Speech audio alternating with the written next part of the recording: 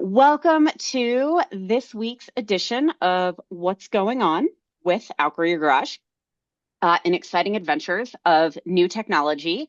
I have no idea why I can't stream this morning, but we can't. So, in our sixth edition of What's Going On, we're going to do a recording and then I'm going to post it later because that's how things go sometimes. Welcome to the modern era. This week, my guest is Erick Burgos from Trailhead Strategies Group, and I will let him introduce himself and the amazing work that he is doing around veteran entrepreneurship. Thank you, Jesse. And like we say in the military, and I said this earlier to you, the first thing that goes out the window is the plan. So adapt and overcome. It's all good.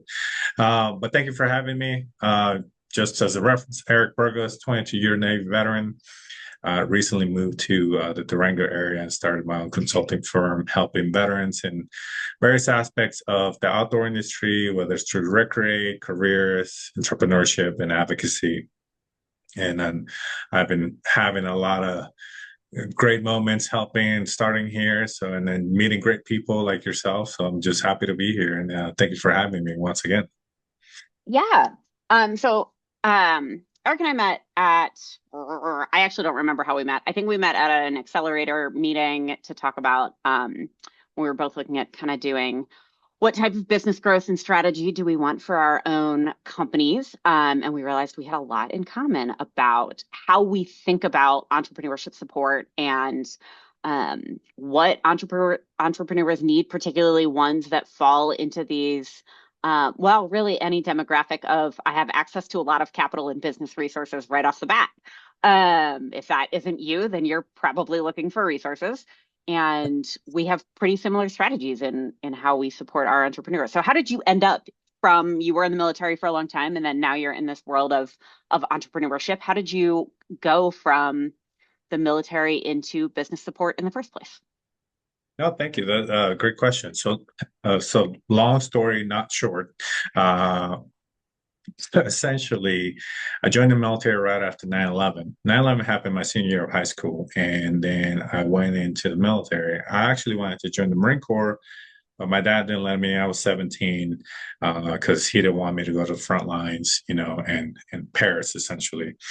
And so the Marine Corps recruiter said, "Hey, we have this individuals called Navy corpsmen that come with us, and they're like paramedics. They're not in the Marine Corps, they're in the Navy." So I went to my dad and I said, like, "Hey, Dad, would you like? Can I be in the Navy instead and maybe be on the ship?" And he signed my paperwork, and then jokes on him because I, out of my 22 years of service, I spent 15 years with Marines, serving Marines in various aspects of infantry logistics. Anyway, in my time in the military, a lot of military people have what we call side hustles, right? They're either selling some type of t-shirts, or we have organizations within the military that are kind of like small little nonprofits, you can call them, and they need to raise money, to do events and various things that the government doesn't pay for. So entrepreneurship sort of waved into the military. It's just not an official thing. So I started doing a lot of my own like little side hustles and started getting into the business environment. And then I realized that as much as I love trauma medicine, I don't like regular medicine of, hey, my back hurts, take care of me. I'm like, well, my back also hurts. So, that's just not the medicine I prefer. So I went from a medical background to start my business journey because of the side hustle kind of like industry within the military. So I did my bachelor's in business. I got my MBA in business, and then I was transitioning out in Salt Lake City. It was my last duty station. I started looking into the outdoor industry because I love outdoor recreation as a personal pursuit, just for mental health, physical health, spiritual health, all that kind of stuff. So then I'm a glutton for punishment. So then I went to get another master's in outdoor recreation. And my wife and I were going to stay in Utah. We love Utah. We love the outdoor recreation space there. But various factors, one of them being that is everybody else thinks is very popular. So they got super expensive very quickly for a family of my wife and 5 kids. So we decided to look somewhere more rural. And then we found Durango to be the perfect outdoor recreation space. And we moved to the area and we loved it. And we're in the process of actually closing on a 10-acre hobby farm. But I say all that to finalize where this is when I moved here. I thought I had a plan and to do something in Utah because I was a business advisor there. And then the plan, like we started this live stream, it always changes. So I found a Trailhead Strategies to combine a business aspect with the outdoor recreation industry because I felt like veterans have all the needs that the outdoor industry needs, whether it's, again, recreation, careers, entrepreneurship, or advocacy. It's just there's no direct path to get there. So I said, hey, let's do it. And then I founded it, started as a business consulting firm just to help veterans in the area with businesses. And it has morphed and evolved into some very big and crazy and complex and rewarding all at the same time. So, and then that's how I have met so many valuable people in the area. And that's why I love Durango. It's a very tight knit networking place with, just for entrepreneurship. And now it's just, the more people I meet, it's just amplifying the message of getting veterans in some type of aspects of what I do. So yeah, that's the long answer to the journey. Yeah. It's funny what you say about, trauma medicine was great and then regular medicine, not so much, because that's exactly how I feel about consulting. Like I do teaching, I do workshops, we create programming. I love education. I love business education. I love working to solve these really specific hyperlocal problems and figuring out like what are the first couple steps to get you onto something more stable. But then as soon as you get into that longer term consulting or working with individual business owners on how to solve their individual problems, I'm like, no, thanks. I don't have the patience for this. Give me a room of 30 people who are super confused over like one person for 6 weeks. And No, so, you're right, 100%. Because I prefer the ideation stage. Like, give me an idea. You got to get to the moon. We might not get to the moon in the first meeting, but like, let's talk about it. I want to hear your passion about this idea that you have. It might not be business, like it might not turn into a business, but I love I call them the trenches. Just like when people have an idea, they have no idea where to go with it because they just don't have business background. But mhm. that's when people are the most like open and just the passion is like just sweating out of them. And yeah, you're right. Then once you get to like the 3 year, now I just need to make more sales. And you're like, okay, yeah, no, let's go. Right. Yeah. Next person. 100%. Next person. Yeah. I will send you to an expert in that area. I want everything to be in chaos and to help with that initial, like, what is happening? Chaos management is absolutely my preferred area. Which is kind of the thing about entrepreneurship that I feel like is this under talked about, right? Everybody knows entrepreneurship is hard. Everybody knows that you typically need a lot of passion to succeed. But it really is a bunch of logistics in a trench coat at the beginning. It really is just a pile of chaos. I like to say the first 3 to 5 years are really all about getting burned by things you really should have known 3 weeks ago, but you didn't know you needed to know it 3 weeks ago. And now you're like, ah. And so how do you help entrepreneurs through that, either with what you're doing now or with your prior work with the SBDCs?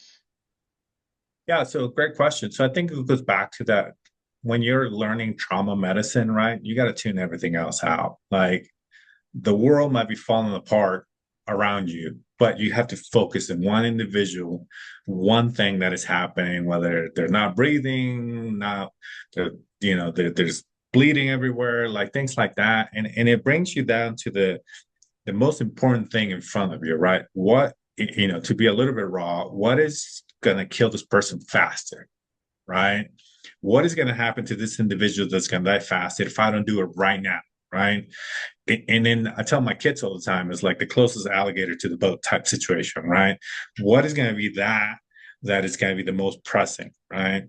And then I translate that into a business aspect is like, as you're starting out, like you said, the fog of war, the chaos of just starting a business is going to be chaotic no matter what. But what is going to kill your business right now, right? Whether it's not paying the bills, whether it's not, doing something that this idea, this business plan, applying for a loan, marketing or securing all your trademarks. Like, what is it going to be right now? And I think that's what I tell people, right? Even just to the basics, okay? Like, hey, this is how you start an LLC. And it's kind of boring, but if you don't start that, right, like nothing else happens. Like technically or like even the simplistic thing of starting it, like, or opening a business checking account.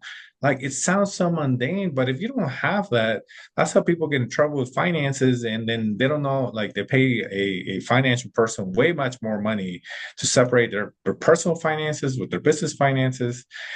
So it's kind of like that aspect of like, hey, let's start with the basics. Let's start with, like, it used to be in medicine, like the ABCs: airway, breathing, circulation, right? So let's start with the basics of that business, right? Formation, a business checking account. Do you have an EIN number? And then from there, we can expand of everything else that is the beast of starting a business, right? But if you don't have that, if you don't take care of that right away, that is what's going to kill your business in 2 to 3 years because you don't set a right foundation for it. So I think that going back to what you say, like the chaos of everything that's happening, as long as you're taking care of the foundational aspects of starting a business, I think that that's my biggest takeaway when I tell people anything about business. It's even though it's mundane, that's where you got to start with. Yeah, and that's my biggest soapbox for every entrepreneur I talk to, whether they are working on the shifting from a side hustle into a full-time business, whether wherever they are in that early stages, is, are your finances separate? Do you have business finances and personal finances, especially if you're a business that deals in cash, where it's so tempting to just stick the cash in your wallet and then you spend it at the grocery store and then you just have no idea how much money your business is making and how much money comes in and how much money comes out. If you don't have those finances organized in a way that means you can say, this is what my business looks like, it's just really hard to grow or make any decisions because you don't have that data. And I think my dad was a mechanic and he inherited the business from his dad, and he ran his business on that kind of cash basis. Like, I know he did taxes, but I also know that, like, he just operated in cash all the time and pulled money out of the business in cash. And after he retired, he said, "Oh, yeah, I got a debit card. So I thought I should know how much money I spend in like a week because now I'm retired." I'm like, "You ran a business for 50 years. What do you mean you have no idea how much money you spend in a week because you don't know what your pay from your business that you run is?" Um, and so it just cracks me up how that operates. Well, the crazy thing about it that I talk to more and more people, veterans or just civilians, anybody, it's like a lot of people don't understand the transition between from side hustle to a full blown business. And a lot of people that you also talk to is like they want to. In Utah, one of the big thing was like landscaping or construction because Utah was blowing out of proportions with housing and stuff like that. So everybody sees as the side hustle, like I do it once in a while, cut some grass here and there. And then all of a sudden it's like they work for somebody else that owns a landscaping business and they're like, well, I can do this. This is no problem. I'm doing most of the work. So, I should have my own company. And then when you start talking to them, and it's like, well, you got to realize having that means you're taking not only doing the work, but you're taking all the administrative aspects that go to it. And then most people don't understand that because they think they can do it better. And then they might, right? There, no doubt that some people might do it better than some people, but they don't realize that you take on so much more than just like for landscaping or cutting the grass or fixing the whatever project you have to into. Now you got to worry about quotes, pricing, things, calling customers, making sure you have more business, make sure you have work, and then like you say, and even when you do that, sometimes people forget that, like, yeah, like they just pay or get cash and things, and you're not really have capturing the whole aspects of running a business. And then that's a lot of times, I would say a lot of the times business fail because they don't have that foundational thing of business. They know how to do the trade, right? It's just the business is what just doesn't match a lot of the times. Yeah, and you have to hire for those skills that you're not good at or that you need support with. My first business was a landscaping company, and my biggest issue with cash flow in that business was that I would come from a job site tired and I would forget to send invoices out. And it's really hard to get paid when you're not telling your clients how much they owe you. Like that's a really basic thing, but I ended up having to hire somebody to do that because I could either be on the job site doing the work, which I was good at, or I could be remembering to do some of that computer work. And so thinking about what are those things that your business doesn't, that you don't know how to do well, that your business needs to do well is a huge part of that early growth stage. Whether you're hiring somebody to help with some of the trades, or whether you're hiring somebody to help with those back end admin stuff, like that's probably one of the toughest early decisions that entrepreneurs make, I think, in a lot of ways is what am I not good at and who do I hire and how do I afford that? Yeah, and then for my specific niche of veterans, right? So we do have a I can do it all mentality because in the military, like you sometimes, it's not like the company, right, can hire more people per se. Sometimes you have what you have, right? For my background, for example, a 30 platoon Marine Corps platoon has either one of me or two of me, right? And then that's it, right? So people get hurt, like you got to figure out how to take care of them and the field environment, the training. So there's there like a mismatch already of how many people with my expertise against that, right? So you come to just get things done, right? No matter how they might not be pretty, they might not be the best, but it's the good old saying, it's good enough for government work, right? So you just get things done. So when you come out of that, whether you do 4, 10, 20, it doesn't matter. When you come out of that, you just in the hustling status all the time, you just get things done. If you're forming at that capacity, right? So when you talk to a lot of soon to be veteran business owners or veteran entrepreneurs, they think they can do it all. And it's like that worked for us in the military and it was great and we can do it all sometimes. But that's not reality of entrepreneurship because it goes to opportunity cost. Either, like you're saying, either you're the job or you're doing the invoicing. And then those two things are very important one way or another, but it's opportunity cost. Which one are you going to do? Because you can't do both at the same time.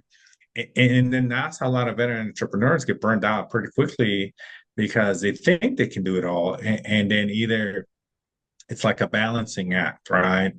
Either your business suffers, your personal life suffers, or your family life suffers if you do have a family, right? And in the military, we're kind of like saying like, well, the military comes first, and it's all patriotic and service, and you kind of can justify it to a certain extent. But once you're leave the military and retire or whatever, justifying is just not the same because it's different. So veterans do fall into that category of like a one man team of doing five things, but the reality of it, something does suffer in some type of aspect. Yeah. And I think that's a really important part, kind of back to our earlier chat about how we really enjoy that chaotic stage, but it is really important that chaotic early stage of business where there's lots going on. Um, but it is important to grow out of that, right? That is part of why people want to have a stable business and to have that business grow is so that you get out of that hustle culture. You get out of that aspect where you're doing everything all the time. Eventually, you want to grow out of your services, my services, and into a business where you can go, oh, great. What I really need is specific directed marketing support. And then you go find a marketing person who's good at the demographic that you're in and you hire them and they help you figure out how to make more sales and get better leads, whatever. So what are some ways that you help those entrepreneurs unlearn that you have to do everything all the time and put down that sense of hustle as they get into the world of business ownership? I think for me, I think relating to people is my first kind of like stage of that. So the first thing I do, it's kind of like, in my personal life, right? I tend to be a workaholic, just like I said, and I do have a beautiful wife that supports me. And we do have five children, all seven and under, that require a lot of attention. And if I didn't have her, I wouldn't be successful at everything I do. But the reason I mention that is because it's kind of like even I give personal examples, right? I come from a Hispanic background, born and raised in Mexico until I was 14. So, this is a silly example, but cleaning your house, it's just embedded in your culture, right? you I don't want to be stereotypical, but you hire the Hispanic people to clean houses, right? It's not 100% of the time, it's not all the time. I'm not saying that that's the thing, but it does usually kind of like the concept of it, right? So for me, like, yeah, I finally reached a point to where, like, again, back to business opportunity cost. Okay, either I can do this or I can work on my business, or other ventures. My wife included. She's a entrepreneur herself and just in a different aspect. So it's like literally sometimes like helping to clean your house. It's you have to get out of that mentality because that's literally embedded in my upbringing, right? And at first, I used to shun upon that. I was like, no, we have to do it. And then my wife's like, well, we don't have enough time in the day. Either we hire somebody to help us, or you stop doing all your projects, right? So, and my brain is like, okay, never mind. So I had to get off that the ego that consumed me of a specific thing, right? To do it. And it did eventually. Now, until we move here, we will hire some individuals to help us with that certain task that we just didn't have the time for. So I start with all that in the background because that's kind of how I approach my advice, right? A lot of veterans, we have pride and we have like this ego, like, no, we can get it done. And it's like, well, ba- just bringing it back down to the opportunity cost principle. It's you want your business to succeed or you want your house to be clean, for example, right? And the opportunity cost, it's not negative choosing one or the other. It's just that you have to choose one or the other, right? Not good or bad, not negative. There's not a judgment attached to that. But that's the basic principle of business, opportunity cost. So once I translate it to veterans or people that I talk to in general, they understand it better as opposed to starting with the business aspect of, like, being on the job or sending an invoice, right? That could make sense, but once you personalize it and you kind of like to that example, I think you have a better foundation talking to people, and then they conceptualize a little bit better, and then you go into the next level. It's like you said, like, I can either be sending an invoice to get paid, or I can be in the job, make sure it gets done right. Either or is not wrong. It's just one or the other has to happen, and the opportunity cost principle, that both are equally important. But which one am I going to do, and which one am I going to let my employees or the people that are doing the job do, right? So, and then that's kind of like how you evolve into having that understanding from people to better understand the principle of it. And I think that's what I usually base my advice on, to make sure people understand, make it personal, and then bring it into a professional way to relate as well. No, and it is huge knowing what you can and can't do and where you have to make those choices. When I During the busy season in landscaping, I got one of those meal service things where they like send you all the ingredients and then you just assemble it and put it, because I could not eat and meal plan and work and run the business and do all the things in the middle of my busy season. It was fine in December, but when I wasn't on job sites all day long. But like, you just run out of time in your day, and you have to make those choices. One of my personal favorite quotes is from Nora Roberts, and somebody had asked her one time about what it was like being a mom and a best-selling author, and she said, um, "Sometimes you're going to drop balls, and a lot of the important part when you're juggling all these different balls in the air is knowing that some of them are going to drop, but some of them are glass balls and some of them are plastic.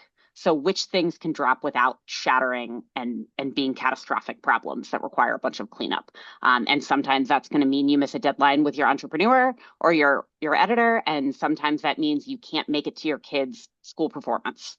Like, you have to make those choices, in whatever way works for you, and that's always really resonated with me. Of the idea that you can do it all and not ever drop a ball is just bonkers. Of course, you're going to mess up sometimes. Everybody messes up sometimes.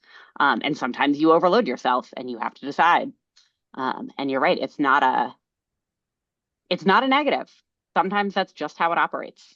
And you set yourself up for success as best you can.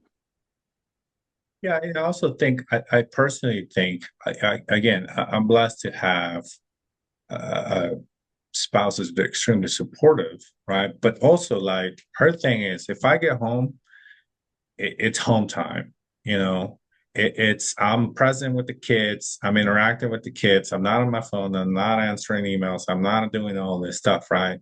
So, and then you don't have to have a family for that. It's just having to have those boundaries sometimes that, like, yeah, those plastic balls might fall, but they're not going to break. So they can wait to be picked up the next morning or the next day, right? And yeah, absolutely. And if you don't have those boundaries, I think that that's what creates the burnout for a lot of entrepreneurs that they don't stop. I was actually talking to a coffee shop owner this morning. He has a small little coffee shop. He just started here in town. And he's like, I get in here at 7 and I leave at 5. And then I spend a little bit of time and then I do it. He's a solopreneur. So he's manning the coffee shop 7 days a week. And then that's hard, but it's like, but you have to know where you're at, what boundaries to set, because if you get burned out, your business at some point in time, no matter how successful or unsuccessful it is, it's just not going to matter. Yeah. Um, and that figuring out, you do run into these periods of time where you're working 7 days a week. You do run into these periods of time where you have to do all the things.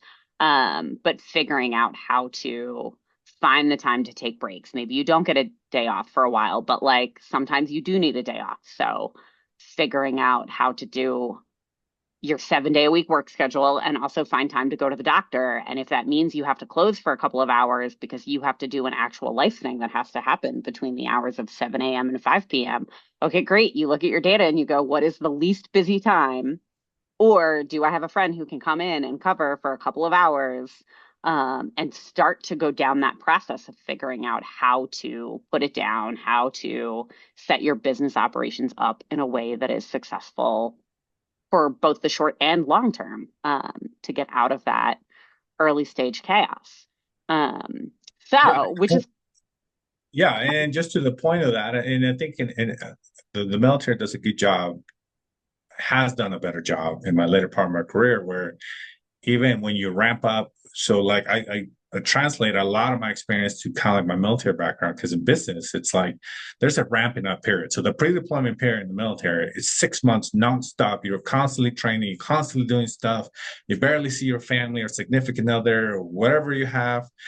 And then you deploy and it's nonstop, and then you come back. And no matter what, for the most part, unless some chaotic thing happens, you get 2 weeks to a month off of just calm down, like reintegrate back to the world. You went to a lot of stuff, you went through some stuff. Let's bring you back down. And then in the later years of my career, they did a better job to kind of like have the counseling, all that stuff. And that's a completely different topic. But the reason I bring it to business is sometimes there is the pre-deployment phase of like, okay, we're going to launch this product, this service. And then once you launch it, it's going to be chaos because it's going to be like nonstop. It's either going to hit or not, or it's going to be this great. But at some point in time, you have to have what's called the post-deployment phase of like, okay, I need to calm down for 2 days, maybe. I don't know, 2 days, 2 weeks, whatever is specific to each entrepreneur. But if you don't have that, you can't go from deployment to deployment to deployment to deployment, because that's how people will get burned out. And in my background, that's how you become a statistic, unfortunately. yeah. And it is true that 50% of businesses fail in the first 50 years. And I think a lot of that has to do with not knowing how to manage that burnout, and then also finding a cash flow setup that works. I'm an operations company, and so we always think about how do you set up your operations to work in the long run. But yeah, so for you, where do people find you? How do they work with you? We're kind of coming up on our half hour of time here, and so what do you want people to know about tracking you down and getting access to some of the resources that you have available, or if they're just curious about more resources for veteran entrepreneurs in general? Awesome. Well, thank you. I appreciate the opportunity. So I'll close with this. So I believe a lot of veterans become statistics because either they don't have purpose or they don't have community. Most of the time, they don't have both, right? And for me, that's kind of like been my passion of everything I do with veterans, is either giving purpose through outdoor recreation or a career or starting a business. And then that brings each of those, bring its own little community that you can go along with. Um, so for me, the main thing that most people get a hold of me is through my website, Trailhead Strategies Group. and all the social media links are the same. But I'm literally, sometimes you don't even have to be a veteran. I call them veteran supporters because there's a lot of spaces where people just want to support veterans to become entrepreneurs, business owners, careers. And I niche in the outdoor industry simply because, like I said, I like the aspect of recreation for mental, physical, and spiritual health. But most of it also has to do with just amplifying veteran voices in the outdoor space. So that's kind of where I'm at to help, and just where everything I do with veterans is to help them get um, some aspect of that. And even if it's just a chat, like I said, back to purpose and connection. A lot of veterans just want to chat about time and service.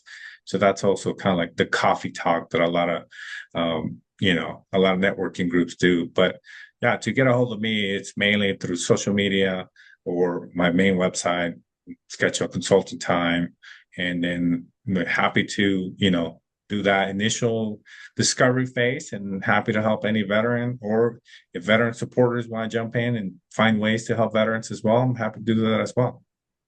Yeah. And then you live down in southwestern Colorado, but you can work kind of from anywhere, correct? Yeah, my main, being in Durango, that's kind of like the main hub.